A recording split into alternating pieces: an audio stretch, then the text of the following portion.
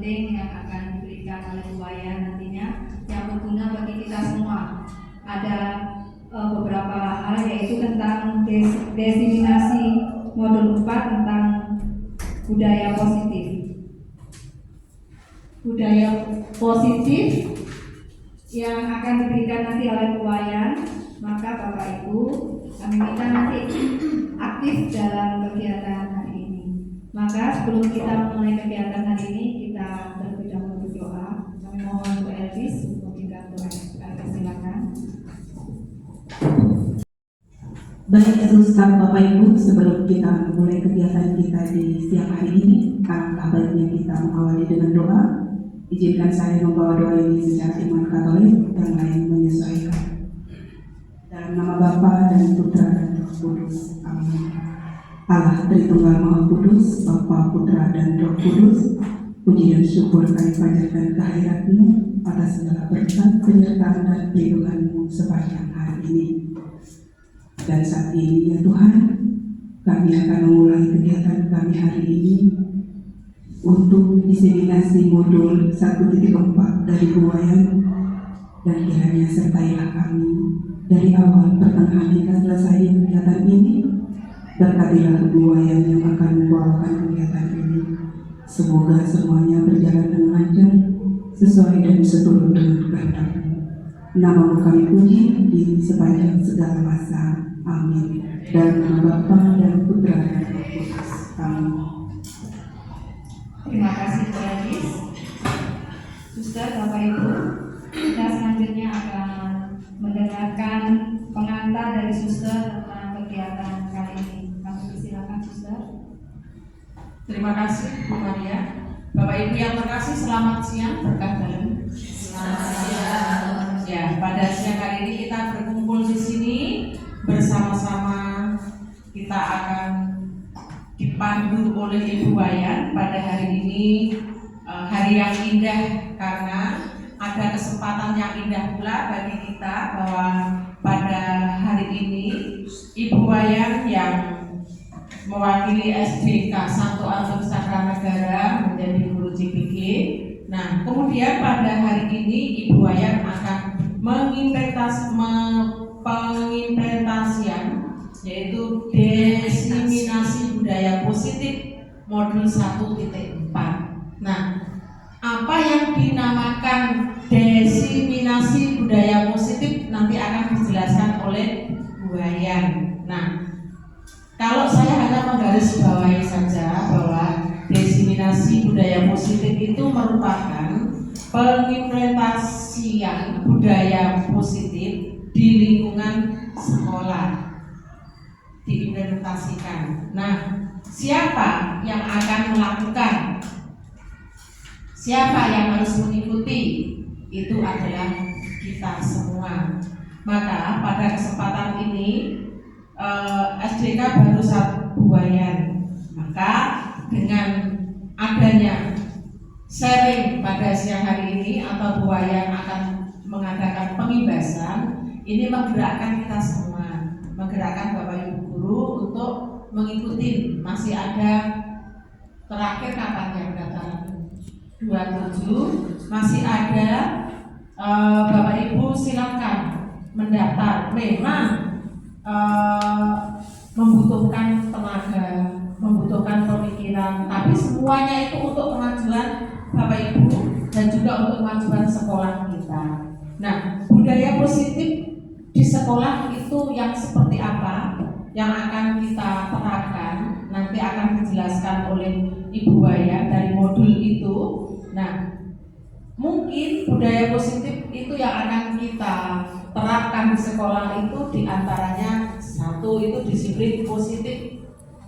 Nah, dan nilai dari kebijakan universal. Kemudian yang kedua dari teori motivasi, kemudian hukuman dan penghargaan. Ini penting. Jadi Bapak Ibu guru dalam membudayakan budaya positif di sekolah itu harus memperhatikan 2 hal itu. Yang pertama, disiplin positif dan nilai kebijakan universal. Yang kedua itu adalah teori motivasi, yaitu hukuman dan penghargaan. Penghargaan itu sesuai dengan kreativitas Bapak Ibu, berupa apa saja. Nah, bagaimana untuk menumbuhkan budaya positif di sekolah? Yang jelas, untuk menumbuhkan budaya positif di sekolah itu perlu penanaman terus-menerus. Jadi tidak hanya sekali dalam hal menanamkan. Sejak kapan? Sejak usia dini harus ditanamkan tentang kebiasaan. Maka harus dibuat secara terprogram dan berkelanjutan. Begitu ya Bu ya.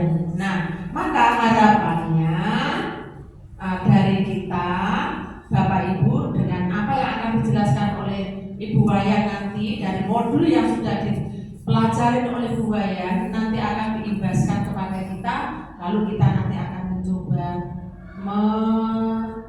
mencoba menerapkan di sekolah kita ini. Jadi begitu Bapak Ibu, pada pertemuan siang ini saya tidak akan panjang lebar, nanti akan diterangkan oleh Ibu Wayan. Jadi kurang lebihnya begitu, saya mohon maaf jika ada tutur kata saya yang kurang berkenan. Terima kasih, berkah dalam.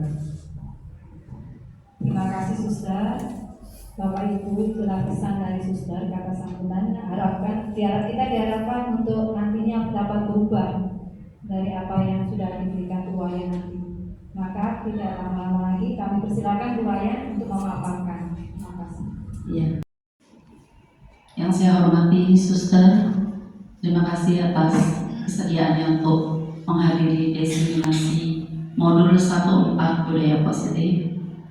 Begitu pula dengan Bapak Ibu Guru yang bersedia meluangkan waktunya dan hadir tepat waktu untuk mengikuti diseminasi modul 1.4 tentang budaya positif. Untuk mempersingkat waktu, saya langsung saja. Mohon maaf, saya akan berdiri, Suster.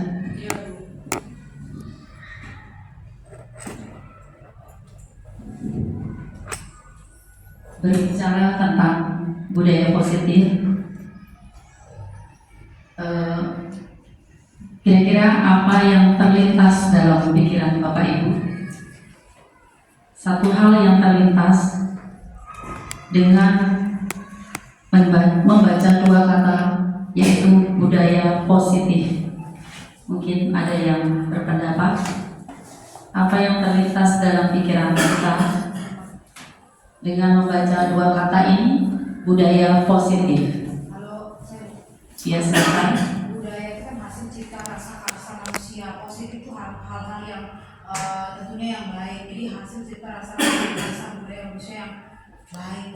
lengkap sekali Bu Rita ya. Budaya itu adalah hasil cipta rasa yang baik, dan positif itu tentu hal-hal yang baik. Berbicara tentang budaya ini juga suatu pembiasaan yang sudah kita lakukan sebenarnya. Hanya dengan sosialisasi ini, saya akan meluruskan beberapa miskonsepsi dan beberapa teori yang sudah disebutkan Suster tadi, untuk membuka pikiran kita, mengubah paradigma, dan bisa menerapkan dalam keseharian kita, tidak hanya di kelas, tetapi secara umum di sekolah dan dimanapun kita berada. Karena pada dasarnya kita adalah guru, bukan berarti kita memiliki ijazah guru baru menjadi guru, tetapi posisi apapun kita di sekolah ini, jangankan di sekolah, lingkungan pendidikan, di rumah pun, di lingkungan masyarakat, kita tetap sebagai guru. Karena di sekitar kita pasti ada teman, ada anak-anak yang perlu didikan kita jika melihat sikap-sikap anak yang kurang memenuhi hal yang positif untuk bisa didampingi dan ditemani serta diluruskan. Ya baik, untuk mempersingkat waktu,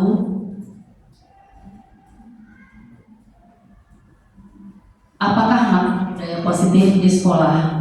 Nah tadi secara umum Bu Nita sudah sampaikan, budaya positif di sekolah itu nilai-nilai kebiasaan yang berpihak pada murid. Untuk kata-kata berpihak pada murid pada modul yang 1.1 saya sudah ada sosialisasikan kepada Bapak Ibu tentang filosofi pendidikan Ki Dewantara. Salah satunya adalah berpihak pada murid, termasuk tentang budaya positif ini.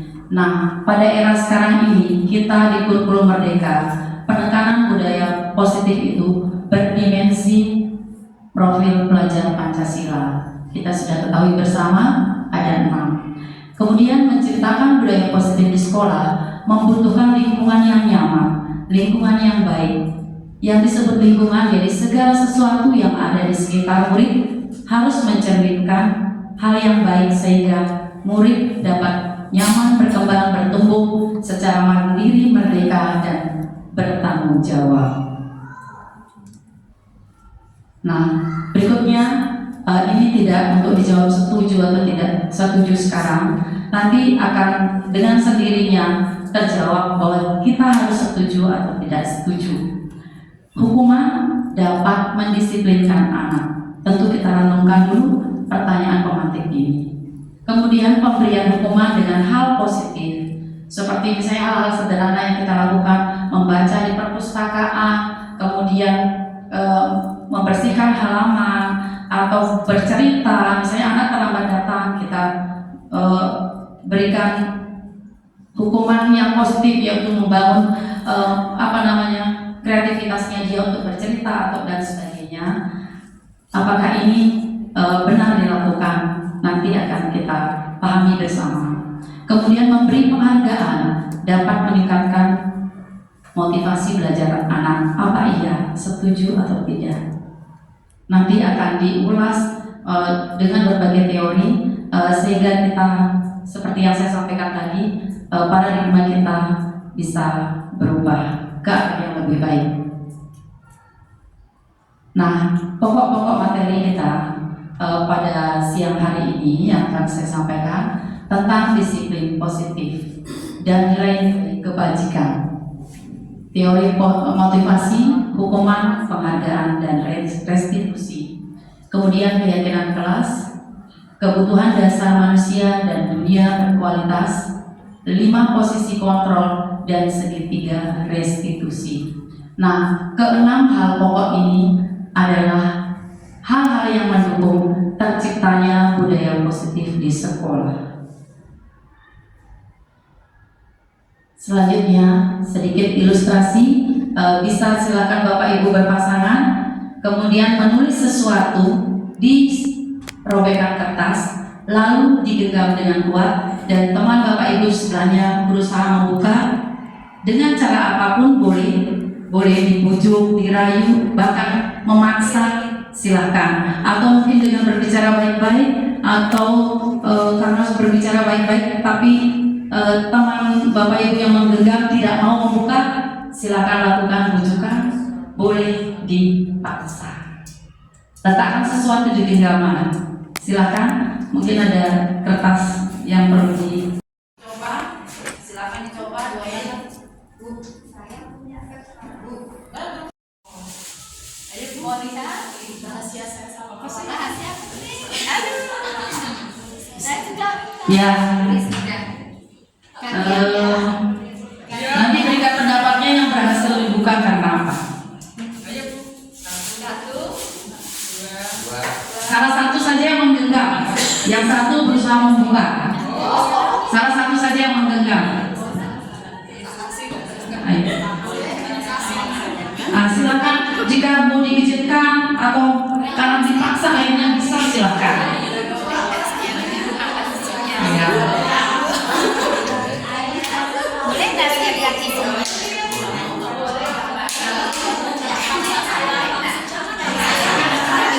Silakan.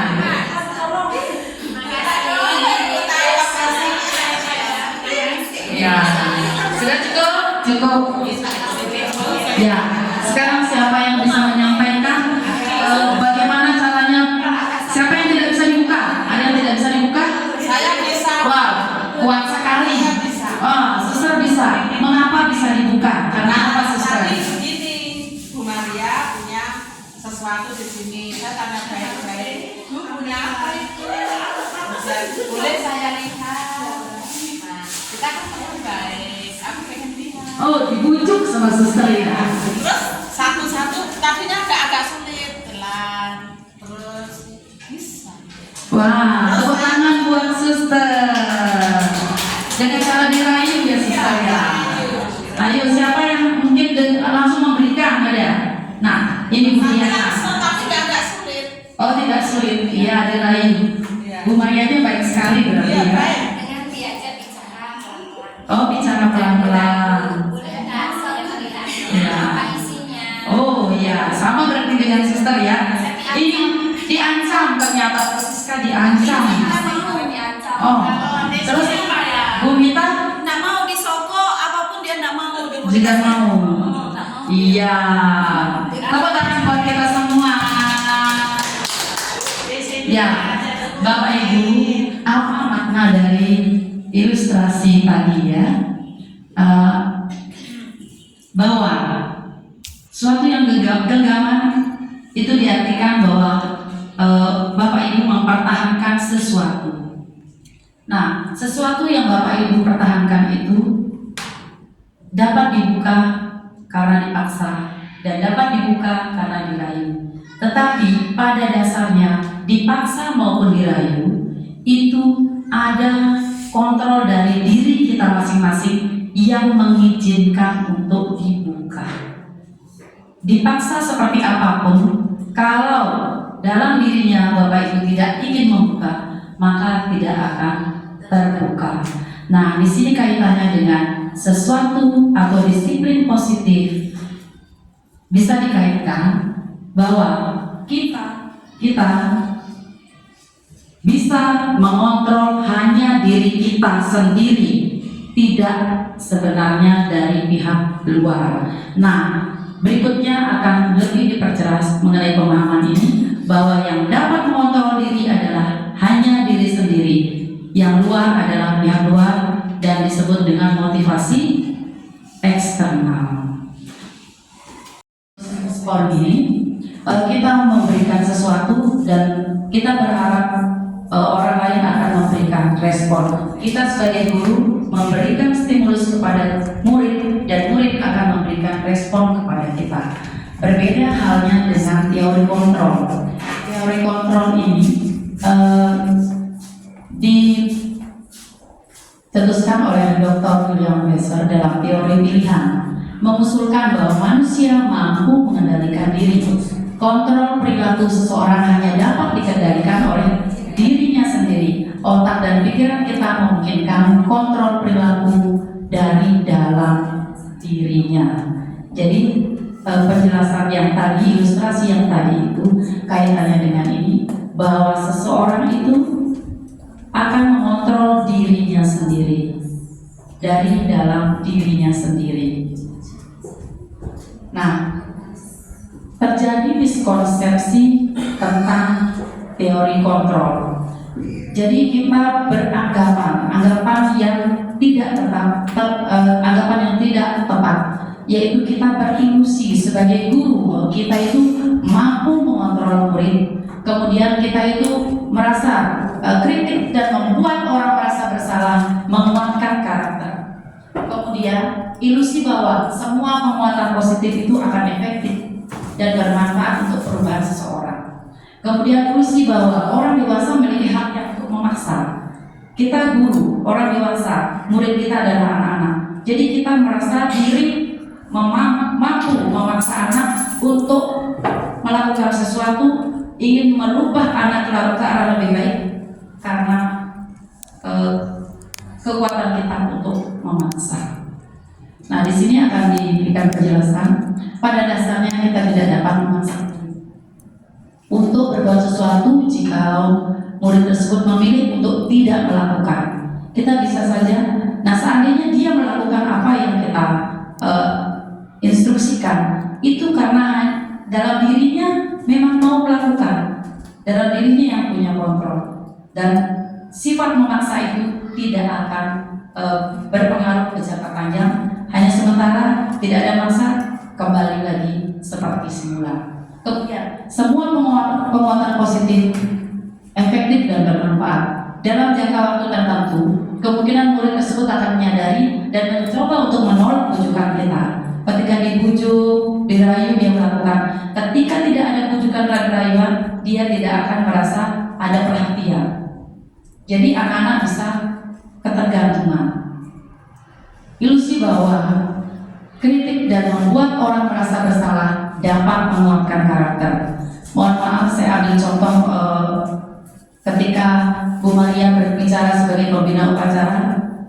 Makanan itu sudah disiapkan oleh orang tua, tetapi sering guru lihat makanan dibuang di mana-mana, tidak dihabiskan. Kasihan, orang tua sudah lelah menyiapkan. Nah, kita sering seperti itu. Itu namanya pembuat rasa bersalah. Mungkin dia berpikir, oh iya ya, kasihan dia mama saya. Tapi itu tidak bersifat memotivasi siswa murid dari dalam dirinya. Hanya itu eksternal. Oh iya ya, tidak akan awet istilahnya untuk itu.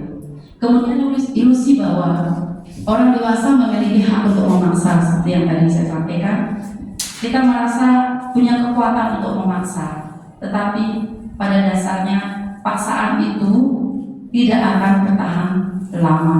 Jadi kita harus menggali, mendorong, memotivasi siswa dari dalam dirinya. Jadi kita harus membuat anak termotivasi secara internal. Nah, ini perbedaan antara stimulus respon dan teori kontrol. Pada stimulus respon, kita mencoba mengubah orang berpandangan sama dengan kita. Kita memberikan argumentasi, kita memberikan penjelasan dan sebagainya. Berbeda halnya dengan teori kontrol. Kita berusaha memahami pandangan yang orang lain. Di sini kita fokus kepada murid karena kita adalah pendidik. Jadi kita harus mendengarkan. Jadi kita harus memahami pandangan yang murid miliki. Kemudian perilaku buruk dilihat sebagai suatu kesalahan. Ini adalah hal yang salah, tetapi tidak dalam teori kontrol atau pilihan. Semua perilaku dilakukan itu memiliki tujuan. Kemudian orang lain bisa mengontrol saya, dan hanya Anda yang bisa mengontrol diri itu hanya diri Anda sendiri. Jadi kalau di stimulus respon itu orang lain bisa mengontrol, jadi saya bisa mengontrol orang lain. Berbeda dengan teori kontrol, hanya diri seseorang itulah yang bisa mengontrol dirinya. Saya bisa mengontrol orang lain, nah, seperti itu. Kemudian Anda tidak bisa mengontrol orang lain. Jadi dalam teori kontrol tidak bisa kita mengontrol orang lain. Berikutnya pemaksaan ada pada saat bujukan gagal. Sudah dibujuk seperti tadi Bu Siska, sudah dibujuk tidak mau, akhirnya dipaksa. Demikian pula kita terhadap murid, tetapi tidak pada teori kontrol. Ada kolaborasi, ada konsensus. Kita menciptakan pilihan-pilihan baru, kita mengajak murid itu berdiskusi. Kemudian model berpikirnya menang dan kalah. Yang berhasil membujuk berarti jadi pemenang. Yang berhasil dibujuk tentunya kalah. Tidak dengan teori kontrol. Jadi model berpikirnya sama-sama menguntungkan. Kita harus mengubah paradigma kita dari teori stimulus respon ke teori kontrol. Ya, apa itu disiplin? Saya jelaskan dulu dalam kotak ya. Ki Dewata ini luar biasa memang. Entah di mana tenggelamnya ya. Pada masa saya SDG selalu filosofi ini yang dikupas berulang-ulang, dan di kurikulum Merdeka ini diangkat kembali istilahnya oleh Bapak Nadiem Makarim. Banyak sekali kata-katanya, tulis-tulisannya yang benar-benar terasa membuka pikiran kita. Ki Dewantara menyatakan bahwa untuk mencapai kemerdekaan atau dalam konteks pendidikan saat sekarang yang profil pelajar Pancasila murid merdeka itu, syarat utamanya adalah harus disiplin. Disiplinnya harus kuat. Disiplin yang dimaksud adalah disiplin diri. Jadi disiplin yang berasal dari diri sendiri. Nah, dan yang memiliki motivasi internal. Jika kita tidak memiliki motivasi internal, maka kita memerlukan pihak lain untuk mendisiplinkan kita atau memotivasi eksternal. Karena berasal dari luar, bukan dari dalam diri kita. Jadi ada kalanya jika anak itu belum termotivasi secara internal, jadi ada kita sebagai guru ini yang memotivasi perlahan-lahan, tetapi harus mengarahkan supaya dia mempunyai kesadaran sendiri. Tidak terus-menerus kita yang harus mengarahkan, karena tidak selamanya anak itu ada dalam pengawasan orang dewasa, termasuk kita sebagai guru. Nah, namun dalam budaya kita ini disiplin, ya berasal dari bahasa Latin disiplina, yang artinya belajar. Makna asal kata-kata berkomunikasi dengan disiplin diri dari murid-murid. Disiplin diri membuat orang menggali potensinya menuju sebuah tujuan apa yang dia hargai. Tetapi dalam budaya kita, makna kata disiplin ini telah berubah menjadi suatu yang dilakukan seseorang pada orang lain untuk mendapatkan kepatuhan. Jadi disiplin itu untuk membuat orang lain untuk patuh. Kecenderungan umum adalah menghubungkan kata disiplin dengan ketidaknyamanan. Harus mematuhi peraturan, bukan dengan apa yang dihargai atau yang dipercaya untuk mencapai tujuan yang bagus. Jadi seringkali kita disiplin itu selalu dihadapkan dengan kalau tidak disiplin ada hukuman, tidak disiplin akan ada ganjaran. Nah, ini yang kita ubah paradigmanya. Nah, tadi Suster telah menyebutkan nilai-nilai kebajikan. Kaitan dengan disiplin adalah nilai-nilai kebajikan.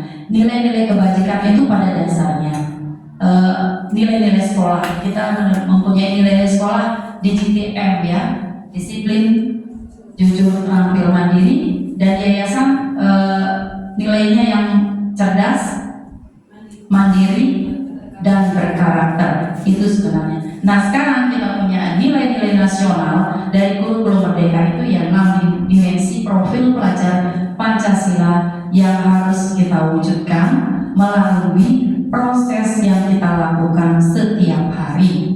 Nah, melihat disiplin yang kita miliki di sekolah kita, jadi di situ ada mandiri, sudah berkarakteristiknya saya kaitkan dengan cerdas, kemudian berkebinekaan global. Jadi nilai-nilai ini nanti kita akan kupas kembali yang mana belum terdapat dalam nilai-nilai sekolah kita, dan itu menjadi bagian dari kita untuk berdiskusi bersama untuk menyusun keyakinan sekolah kita yang erat kaitannya dengan disiplin positif dan nilai-nilai kebajikan. Nah, sebelum saya lanjut ke materi yang selanjutnya tentang teori untuk motivasi, hukuman dan penghargaan, kita speaking dulu. Silakan Bapak Ibu berdiri.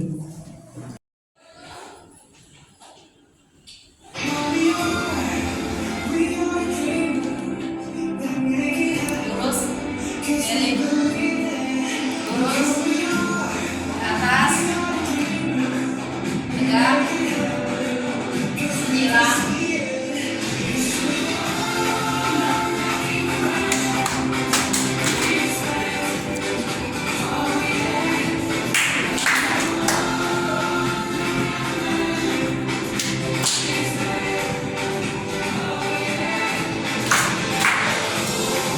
Empat kali. 1, 2, 3, 4. 1, 2, 3, 4. 1, 2, 3, 4.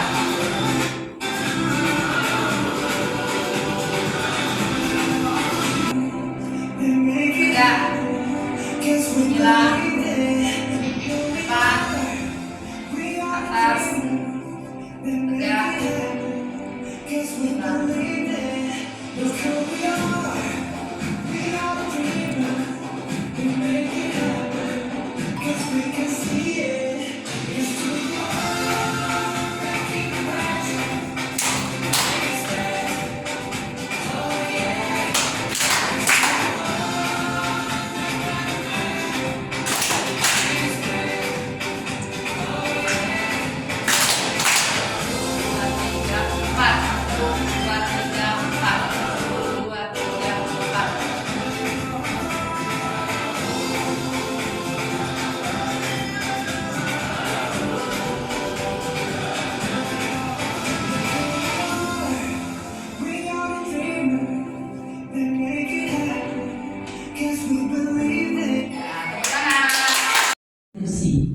Jadi kita akan memahami tentang teori motivasi, hukuman, apa bedanya dengan penghargaan dan restitusi. Ya, motivasi itu pada dasarnya ada dua macam, yaitu motivasi eksternal dan internal. Untuk yang pertama, menghindari motivasi seseorang untuk berbuat baik itu atau melakukan disiplin itu, menghindari ketidaknyamanan hukuman. Jadi hanya karena takut dihukum, misalnya seperti ini, seseorang itu menggunakan helm karena takut ditangkap polisi. Ada yang motivasinya seperti itu. Namun ada, saya harus menggunakan helm supaya saya selamat. Nah, beda kan? Menurut Bapak Ibu, yang mana motivasi eksternal?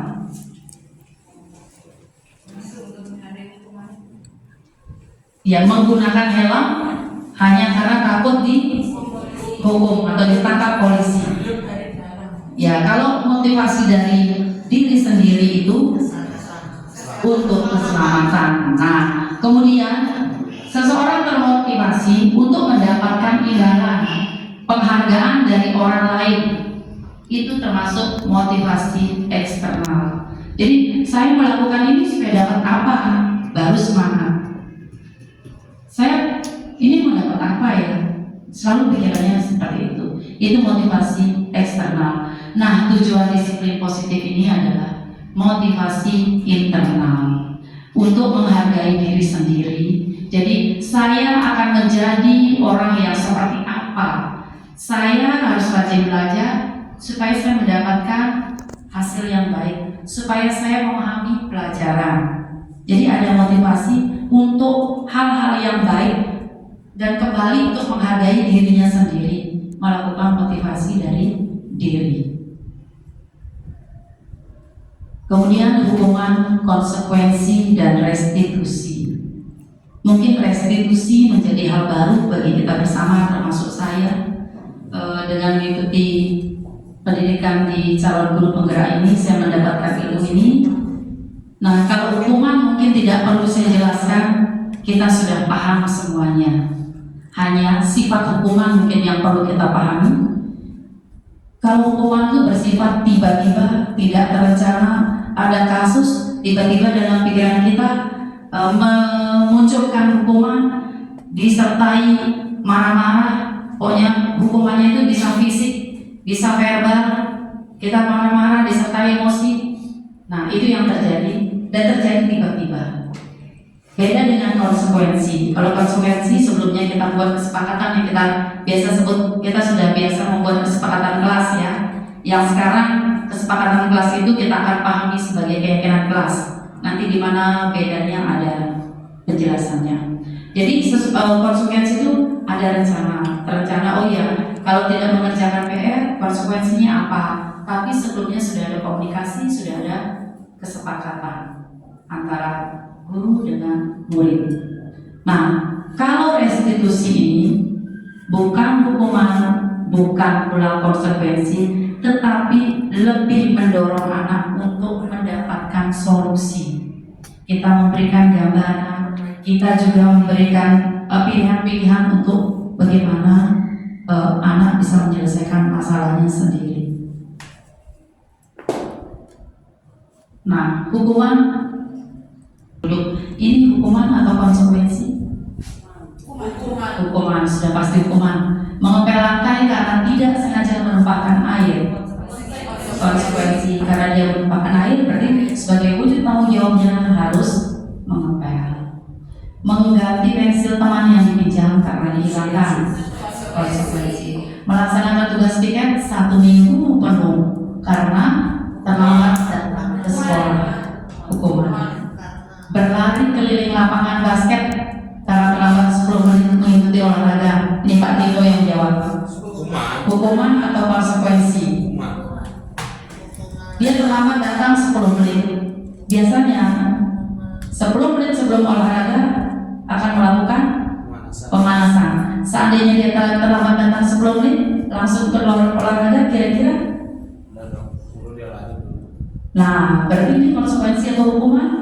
Konsekuensi. Ya, Konsekuensi, bukan hukuman. Konsekuensi, karena dia harus lanjut ikut olahraga tapi memang harus pemanasan. Jadi konsekuensi. Kemudian tidak mengizinkan murid masuk kelas karena sering datang terlambat. Hukuman dia. Mungkin yang slide berikutnya tidak segini. Ya. Perbedaan hukuman dan konsekuensi di sini dijelaskan. Sesuatu yang menyakitkan harus terjadi, itu hukuman itu sangat menyakitkan. Sedangkan konsekuensi itu harus terjadi. Mari silakan Pak.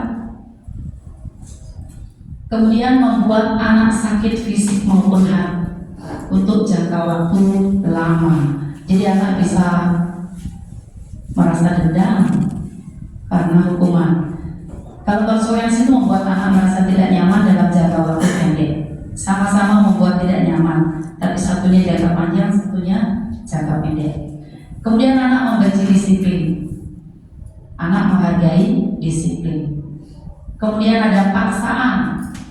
Tetapi kalau konsekuensi ada stimulus, ada tanggapan. Kemudian mendorong anak menyakiti diri sendiri. Jadi dia merasa kesal, terlebih bagi anak yang sering membuat ulah, selalu ujung-ujungnya adalah hukuman. Sedangkan konsekuensi mendorong anak agar mudah menyesuaikan diri. Konsep diri yang buruk, konsep diri yang baik. Kemudian anak belajar untuk menyembunyikan kesalahan. Sedangkan konsekuensi anak belajar untuk mematuhi peraturan. Kemudian ada rasa marah, rasa bersalah, dipermalukan, merasa tak dihargai, kemudian kehilangan hak. Kalau di konsekuensi kehilangan hak, dibuat untuk tidak nyaman, diasingkan untuk sementara. Dan jelas bedanya hukuman dan konsekuensi. Nah, restitusi ini akan dibahas sampai akhir nanti, sampai semoga kita bisa sampai prakteknya. Ini proses menciptakan kondisi murid bagi murid untuk memperbaiki kesalahan mereka. Jadi semua orang pernah melakukan kesalahan, tapi bagaimana kita bisa menggiring dia berkomunikasi untuk memperbaiki, sehingga mereka bisa kembali pada kelompok mereka, kembali baik-baik saja dengan karakter yang lebih baik, karakter yang lebih kuat. Restitusi juga merupakan proses kolaboratif yang mengajarkan murid untuk mencari solusi untuk masalahnya mereka, membantu murid berpikir tenang, terus untuk mencapai tujuannya mereka yang lebih baik, dan sebagaimana mereka harus memperlakukan orang lain. Dari hukuman, konsekuensi, dan restitusi, tentu pilihan terbaik untuk menciptakan budaya positif adalah restitusi. Sebelum kita lanjut membahas ini perbandingannya, kesimpulan dari perbandingan ini, karena kita sudah bahas tadi hukuman, konsekuensi, dan restitusi. Intinya hukuman itu bersifat negatif, sedangkan konsekuensi itu netral, dan restitusi itu positif. Jelas kita akan belajar sama-sama untuk menerapkan restitusi. Ciri-ciri restitusi bukan untuk menebus kesalahan, namun untuk belajar dari kesalahan, memperbaiki hubungan, ada tawaran bukan paksaan, kemudian menuntut untuk melihat ke dalam dirinya bagaimana, mencari kebutuhan dasar yang dasar tindakan apa sih, kenapa kamu melakukan ini, bisa dijelaskan, bisa dikomunikasikan. Kemudian restitusi diri itu menyadari motivasi diri itu akan lebih baik. Fokus pada karakter bukan tindakan, dan fokus pada solusi, mengembalikan murid berbuat salah kepada kelompoknya untuk menjadi karakter yang lebih kuat. Silakan Bapak Ibu sambil dinikmati snacknya. Pak Romanus silakan. Keyakinan kelas. Nah, sekarang kita berbicara dengan keyakinan kelas. Mengapa harus keyakinan kelas bukan peraturan? Kemudian mengapa adanya keyakinan kelas penting untuk terbentuknya sebuah budaya positif? Bagaimana mewujudkan semua keyakinan kelas, sebuah keyakinan kelas yang efektif? Jadi keyakinan kelas ini seperti kesepakatan yang kita buat. Setiap awal tahun ajaran pasti kita membuat kesepakatan kelas dan kita revisi sambil berjalan. Saya yakin itu sudah, dan ini saya merasa di sekolah kita sudah. Nah, tinggal kita tingkatkan menjadi keyakinan kelas. Keyakinan kelas dibuat dan disepakati oleh guru dan murid, mengandung nilai-nilai kebajikan universal yang mampu menumbuhkan motivasi intrinsik. Nah, seperti yang tadi saya katakan, kita ketahui bersama kita sudah punya nilai-nilai sekolah. Nanti kita akan tinjau bersama supaya menjadi keyakinan sekolah kita dan anak-anak semua tahu, dan kita bisa turunkan ke dalam keyakinan kelas untuk mendasari sekolah kita akan terciptanya budaya positif. Kemudian keyakinan kelas itu lebih menggerakkan seseorang dibandingkan mengikuti aturan-aturan. Kalau peraturan itu cenderung misalnya tidak boleh ini, dilarang ini, jangan ini. Kata-katanya lebih banyak ke arah negatif dibanding positif. Nah, kata-kata yang misalnya jangan membuang sampah sembarangan, bisa kita ubah kata-katanya menjadi lebih positif. Membuang sampah pada tempatnya. Seringkali kita dilarang, jangan, itu yang banyak dalam peraturan. Nah, keyakinan kelas ini yang akan menjadi modal dasar kita untuk menciptakan budaya positif di sekolah. Pembentukan keyakinan kelas ini tidak beda jauh dengan pembentukan kesepakatan kelas itu. Jadi saya tidak perlu jelaskan lebih lanjut karena kita sudah biasa melakukan. Jadi anak-anak diminta aturan apa yang harus dibuat, dikumpulkan, setelah itu dikerucutkan lagi. Karena kalau keyakinan kelas itu bersifat lebih umum dibandingkan dengan peraturan. Jadi lebih umum, misalnya kita berbicara sopan, terus datang ke sekolah tepat waktu, itu nanti bisa disimpulkan jadi disiplin misalnya, menghargai orang lain. Jadi lebih umum. Keyakinan kelas itu keyakinan kelas atau sekolah itu lebih umum. Dan akan ditinjau kembali secara berkala. Nah, ini seperti ini. Tidak terlambat datang ke sekolah, mengikuti upacara bendera dengan tertib, tidak mengganggu teman, berbicara sopan kepada teman dan guru, tidak mengejek teman, bisa dirangkum menjadi disiplin dan menghormati dan menghargai. Ini contohnya. Nah, dalam lingkaran ini sudah nyata sekali bahwa peraturan-peraturan yang ada kita buat menjadi keyakinan kelas.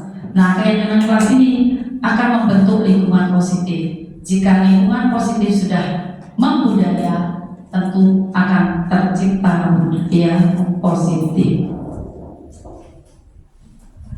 Nah, kita beralih ke 5 kebutuhan dasar manusia. Nah, ini juga menjadi perhatian bagi kita untuk mendampingi anak sehingga tercipta budaya positif.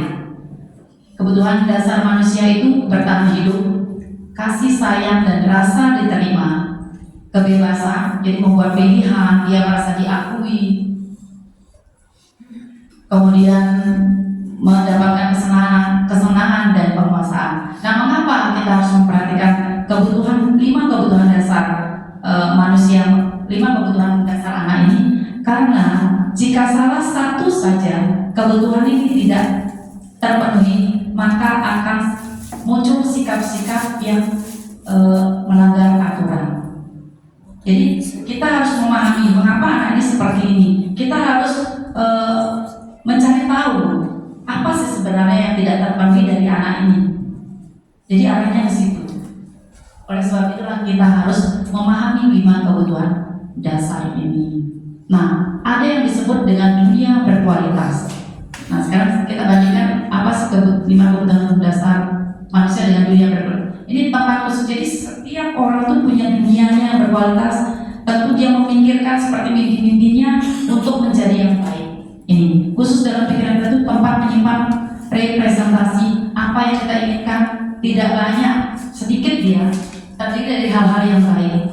Jadi seseorang itu mempunyai dunia berkualitas itu yang lebih unik dan personal, sedangkan kebutuhan dasar itu lebih umum. Jadi setiap tidak akan sama dengan orang lain. Dunia berkeluarga setiap anak itu. Nah, kembali lagi ke 5 kebutuhan dasar manusia itu, kita harus benar-benar memahami, karena salah satu, 2, apalagi banyak dari 5 ini tidak terpenuhi, maka anak itu akan berbuat sesuatu yang melanggar peraturan. Kemudian 5 posisi kontrol. Di depan kita sudah sedikit menyimak tentang sebuah kontrol. Nah, di sini Dr. William Besser ini dalam teori kontrolnya itu ada 5 posisi kontrol. Apakah kita sebagai penghukum, pembuat rasa bersalah yang tadi saya sudah ulas, kemudian sebagai teman atau pemantau atau manajer. Nah, dari kelima posisi kontrol ini, kita diharapkan pada posisi yang paling tinggi, yaitu manajer. Yang kita tidak boleh lakukan itu adalah yang ke-1 dan ke-2. Kalau belum bisa ke manajer, maka kita paling tidak menjadi teman. Biasanya kalau sebagai teman ini kita memberikan rasa nyaman kepada anak, terus tidak memberikan tekanan. Itu yang terjadi pada posisi teman, jadi berbicaranya lebih akrab. Nah, kalau pemantau ini kita biasanya memberikan konsekuensi. Nah, kalau manajer ini lebih kepada restitusi. Kalau anak membuat kesalahan, kita harus menanyakan alasannya apa. Kita harus menjelaskan, setiap orang itu pernah melakukan kesalahan. Setiap orang tidak akan sempurna. Nah, jadi kita memberikan keterangan dulu kepada anak yang bermasalah. Setelah itu kita ajak bersama-sama untuk mencari solusi dari masalahnya. Nah, untuk lebih jelasnya kita simak video tentang posisi kontrol ini.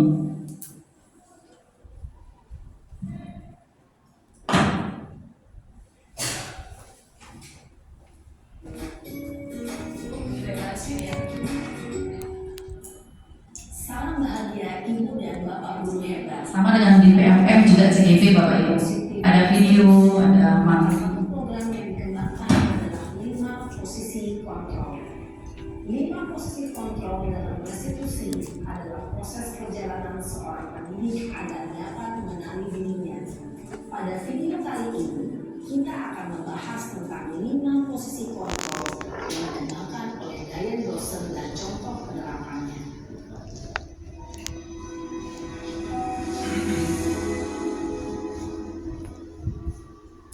5 posisi kontrol itu adalah 1. Posisi penghukum, 2. Posisi pembuat rasa bersalah, 3.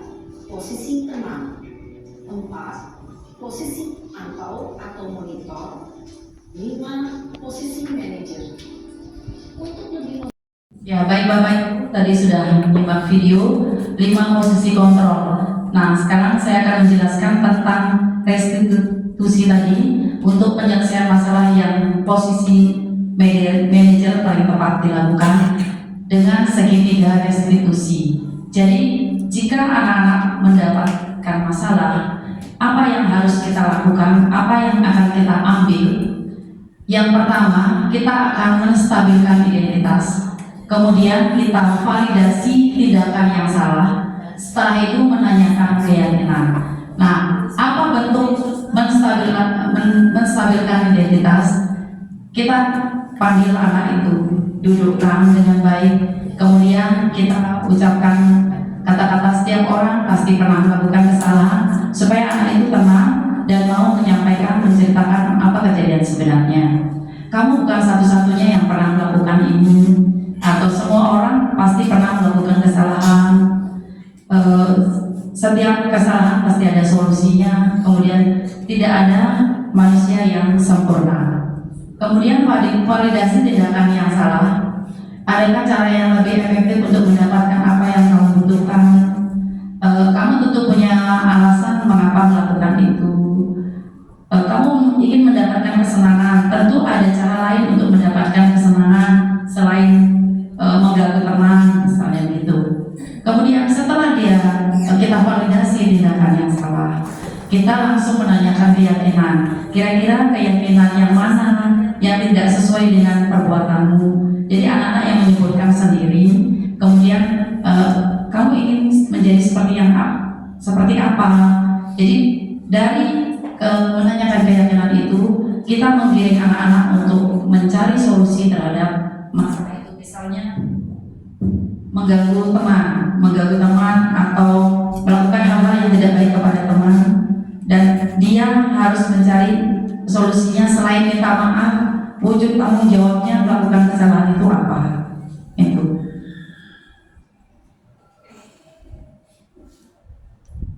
Ya, selanjutnya ini video tentang tindakan restitusi. Kita simak.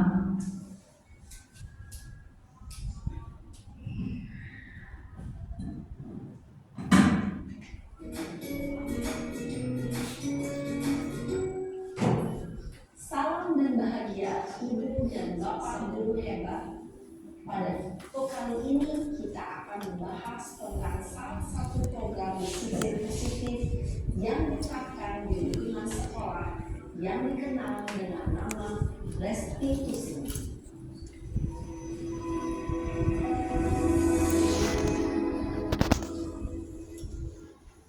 Restitusi dikembangkan oleh pakar pendidikan dan dosen berlandaskan pada teori kontrol Dr. William Gleason. Sedikit restitusi adalah suatu proses dialog yang dijalankan oleh guru atau orang tua agar dapat menghasilkan murid yang mandiri dan bertanggung jawab. Pada saat guru di posisi manajer, aspek yang dikembangkan pada murid adalah motivasi intrinsik, sehingga penanaman nilai-nilai kebajikan dapat tumbuh dan berkembang menjadi suatu kebiasaan positif yang akhirnya membentukkan.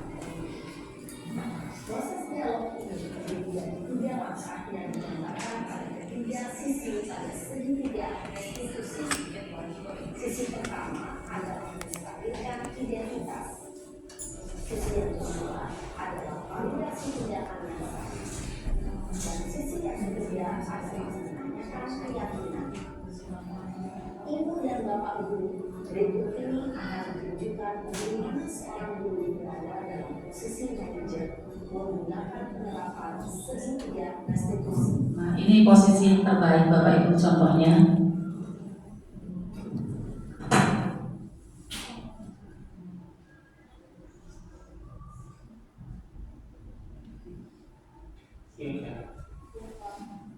Sudah lama nggak ada usaha? Kenapa ada revisi? Kesel pak, kesel banget. Masa aku dikatain kurang fitnah pak? Ya aku marah lah. Aku balik ngatain di depan kelas. Kesel banget. Oh begitu. Ya pasti kamu marah dan kesal. Bapak juga karena tidak ada yang mengubah seperti itu. Kemudian pada saat itu kamu mau melakukan apa? Ya saya langsung ngatain mereka lah pak. Kesel banget. Saya bentak-bentak dia di depan teman lain. Oh begitu. Pasti kamu melakukan seperti itu karena satu alasan tertentu kan? Iya lah, saya diam saja pak. Ya saya bela diri lah. Masa saya dituduh tukang fitnah? Ya wajar lah. Mempertahankan harga diri itu sesuatu yang penting buat kamu. Untung kamu tidak lebih gagal lagi. Hanya meminta doa. Iya pak. Untung saya masih bersabar dan saya menentang saja. Sudah berumus padahal saya masih bela diri pak. Ya pasti ya. Tapi kamu memilih untuk tetap bertahan dan sabar. Kamu memilih untuk tidak berbuat lebih parah lagi. Nah, sekarang coba kita lihat tindakan kamu yang minta EK di kelas. Tindakan kamu itu kira-kira sesuai dengan keyakinan kelas atau prinsip kamu tidak? Enggak lah pak. Capek pak jadi benar. Jadi keyakinan atau prinsip mana yang sesuai dengan keinginan kamu? Ya, saya sebenarnya sangat menghargai orang lain. Mungkin saat itu saya menjadi emosi, jadi tidak menunjukkan sikap itu. Kamu meyakini tidak? Menghargai orang lain itu penting buat kamu. Yakinlah pak. Iya, setuju. Kita harus saling menghargai. Namun ada juga keyakinan yang kita sepakati hati yang perlu kita jalankan. Kemudian saya sedang melakukan.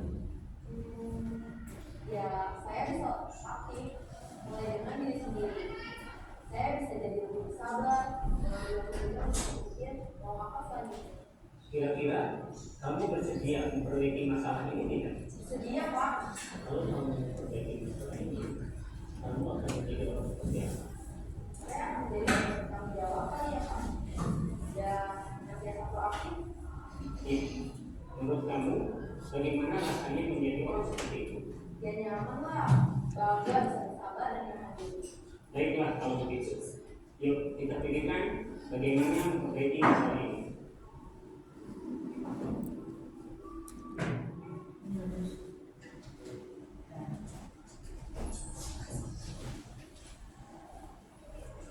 Ibu tadi bagaimana salah satu contoh cara kita menerapkan segitiga restitusi.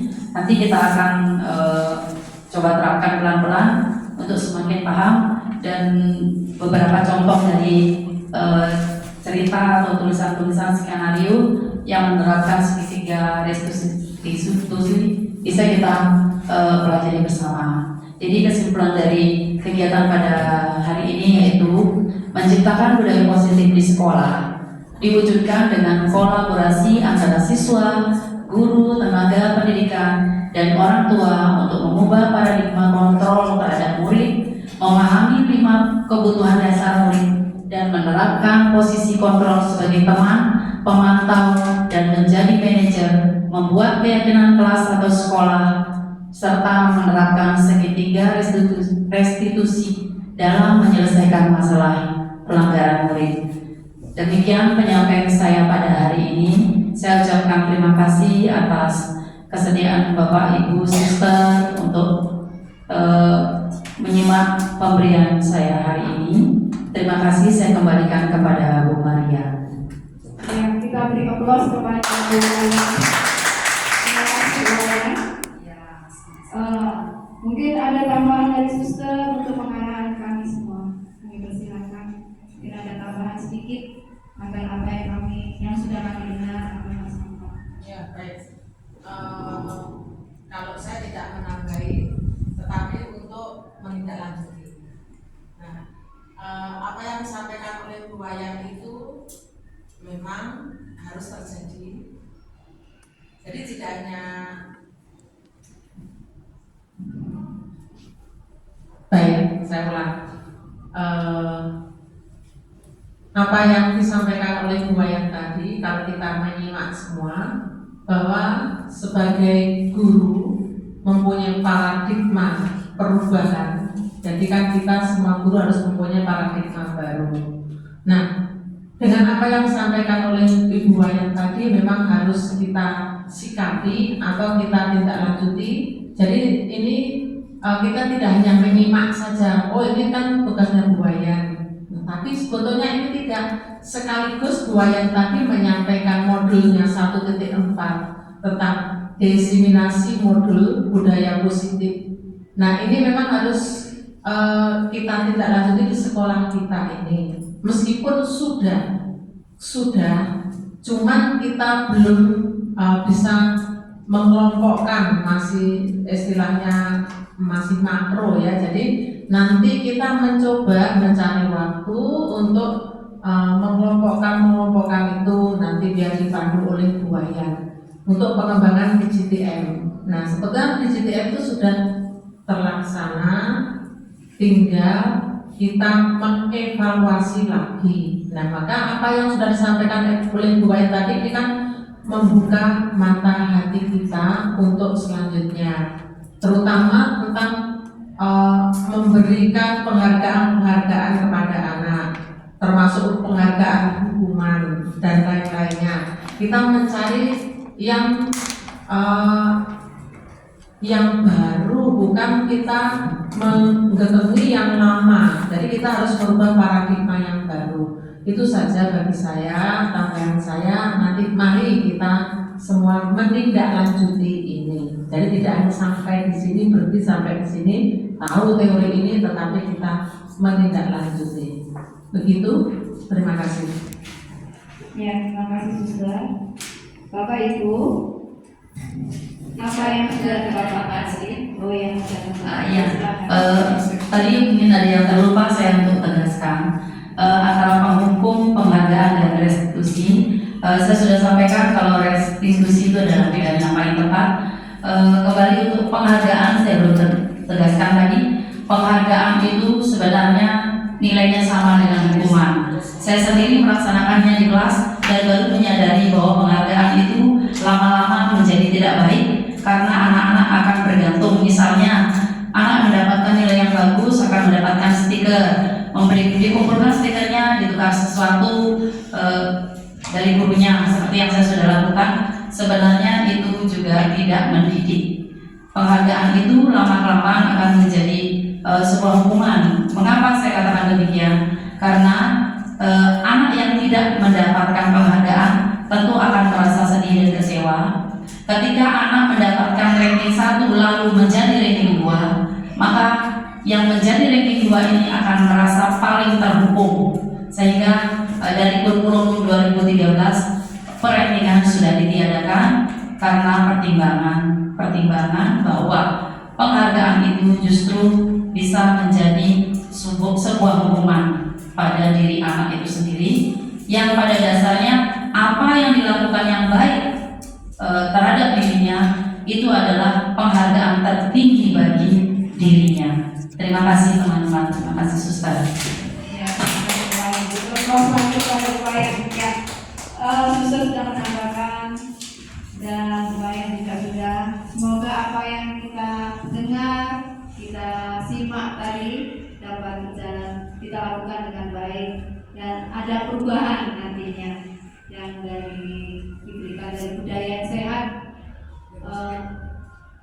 Budaya itu dan kita lakukan bersama-sama supaya kita membudayakan CCTM juga nilai-nilai kita yang sudah ada, ditambahkan dengan budaya yang positif. Demikian Bapak Ibu untuk kegiatan hari ini, kami ucapkan terima kasih. Sebelum kita tutup doa, kita terlebih dahulu doa dulu. Elis.